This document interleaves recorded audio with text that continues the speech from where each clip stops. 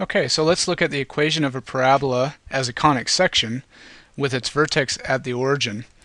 The first thing I want to remind you of is if you were to graph the equation y equals x squared, its vertex would be at the origin. The reason for that is if you just look at x and y, for example, if you plug in 0 for y, then this side is 0 equals, and this side, when you square x, you have to get 0 also. So what do you square to get 0? 0. So if y is 0, x is also 0, so your vertex is at the origin.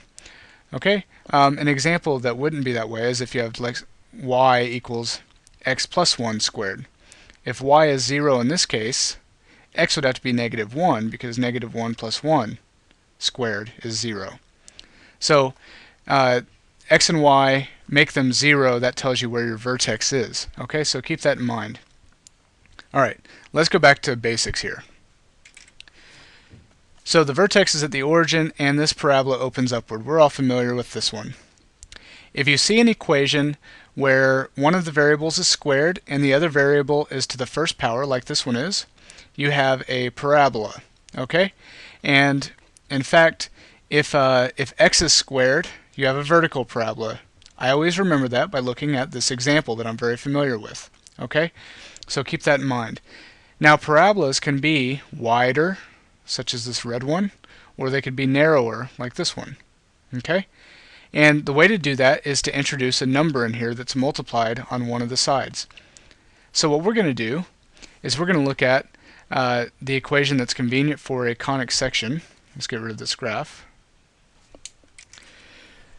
So instead of getting y by itself, it's actually more convenient with conic sections to get the squared part by itself. And to get that stretch factor, to determine the width, you're going to have a number times y instead of just y like we had up here. So this is what we're interested in. The vertex of this parabola is still 0, 0 because if x is 0, y is 0 and vice versa. So this is going to result in a vertical parabola. Similarly, a horizontal parabola will be y squared equals some number times x. Okay, and this number determines the width of the parabola. Well, if you recall, the width of the parabola has to do with the focal diameter. So the number that goes here is literally the focal diameter.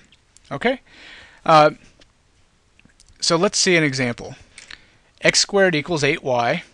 It's a vertical parabola because x is squared. The focal diameter is 8.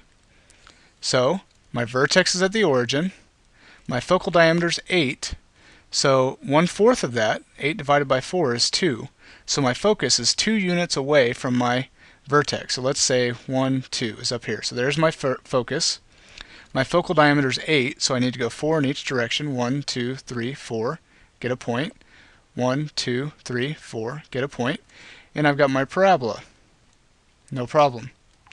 The other thing is the directrix is in the opposite direction of the focus, so I'd need to go 2 units down to get my directrix. And in this case, the equation of this horizontal line, it crosses the y-axis at -2, so the equation of this directrix is y equals -2. No problem. Now, if I went back and instead of looking at x squared equals 8y, I looked at x squared equals -8y, it's the exact same thing, except this negative simply puts my focus, instead of at +2, at -2. So my vertex is here, my focus would be down here. I would still go 4 to the right and 4 to the left. My directrix would still be would be opposite the focus, so it'd be on the positive side. And my graph would open like this. Now I missed this point, but you get the idea. So a negative just means it opens in the negative direction. Y squared equals -8x is a horizontal parabola with a focal diameter of 8. So my vertex is at the origin. My focal diameter is 8. So my distance to my focus is 1/4 of that, which is 2.